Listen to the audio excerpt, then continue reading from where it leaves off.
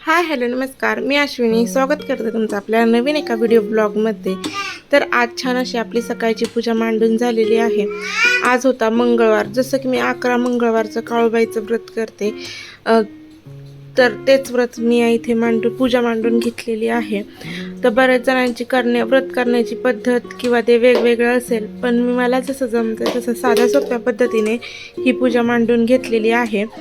तर बऱ्याच ही पूजा 6:30 पावणे 7च्या आत सकाळची मांडावी लागते, दिवस उगवायच्या आतमध्ये। मी याच्या आधीसुद्धा हे व्रत केलं होतं, त्यावेळेस पण मी अशीच पूजा मांडायचे सकाळचीच। आणि बऱ्याच जणींचं कसं असतं की ते दुपारी किंवा कधी मांडतात, पण ज्याची त्याची वेगवेगळी अशी काही पद्धत असेल। आणि मला आत्ता तरी तेच बरं वाटतंय, कारण की सकाळी माझी जी कामं आहेत ती दिवसभर चालू राहतात, त्याच्यामुळे पहाटे लवकर उठलं की मग ती पूजा मी मांडून घेते। सकाळी लवकरच उठते, त्याच्यामुळे पूजा वगैरे 6:30 पावणे 7ला मांडून झाली की बाळ उठलेलं असतं, त्याला थोडं घेतलं की लगेच स्वयंपाकाला लागले। साईला तर काय ख्रिसमसच्या सुट्ट्या लागल्या होत्या, तर तरीसुद्धा त्याला शेंगदाण्याची चटणी खायची होती, त्याच्यामुळे त्याला शेंगदाण्याची चटणी आणि चपात्या केल्या। बाकीच्यांसाठी पातळ भाजी पण करायची होती। मिस्टरांना सुद्धा डब्याला आज तेच दिलं।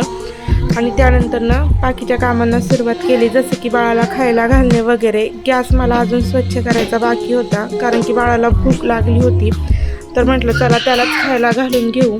आणि त्यानंतर मात्र दोघा भावांचा असा धिंगाणा चालू होता। साई जर अभ्यास करायला बसला की त्याला सुद्धा अभ्यास करायला लागतो। अभ्यासाचं तर काही कळत नाही, फक्त घ्यायचं आणि फाडायचं असंच त्याचं चालू असतं। त्याला नाही दिलं तर कसा राग आला हे तुम्ही पाहिलंच ना।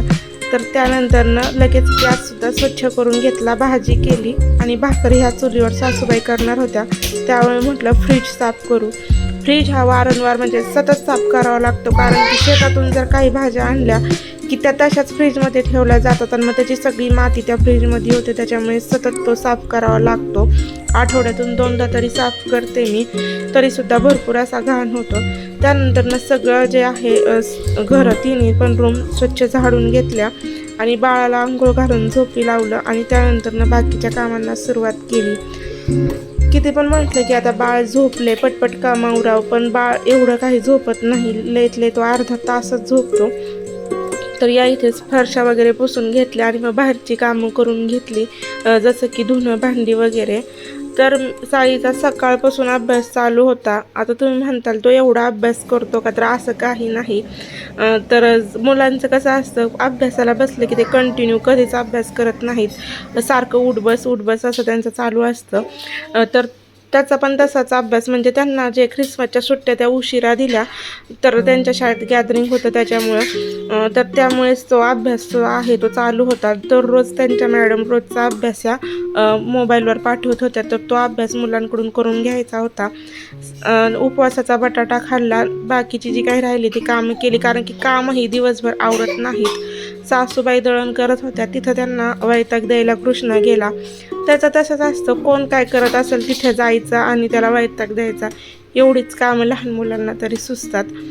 तर तो सुद्धा तिथं गेला होता। त्यानंतर त्याला झोपवलं का, तो 2 टाईम झोपतो, पण एवढा झोपत नाही, इथले 10-15 मिनटं अर्धा तास एवढीच त्याची झोप आहे। बऱ्याचशा दिवसातून रानात गेले होते, कोथिंबीर आणायची होती, तर बरीचशी घरी पण कामं राहिली होती, तर जास्तीचं काम वाढवा असं नको वाटतं, पण तरीसुद्धा गेले, कारण 1.5 वर्षातून मी रानात गेले होते आणि असं कधीतरी बाहेर पडलं की छान वाटतं।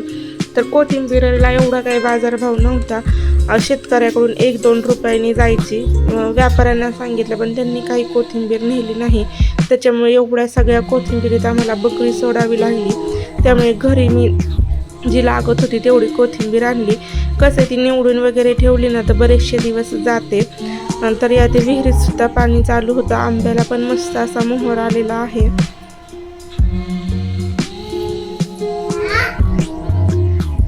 तर व्हिडिओ एडिट करताना पण तुम्हाला मध्ये मध्ये आवाज येत असेल, कारण की बाळ तेवढं ओरडतं।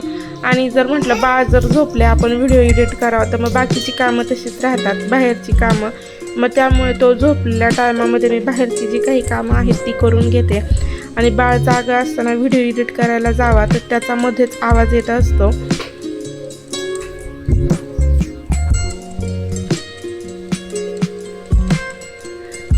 तर चला, जेवढी आपण म्हणजे बाजाराला जशी पिशवी नेतो तेवढी भरून मी कोथिंबीर आणली होती.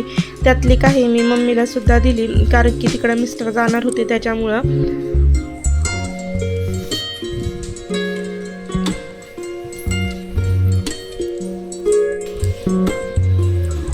तर चालता शेतातून 2 टोमॅटो सुद्धा घेतले. मसाले भात करायचा होता, संध्याकाळच्या स्वयंपाकाची तयारी. कढीपत्ता सुद्धा घेतला.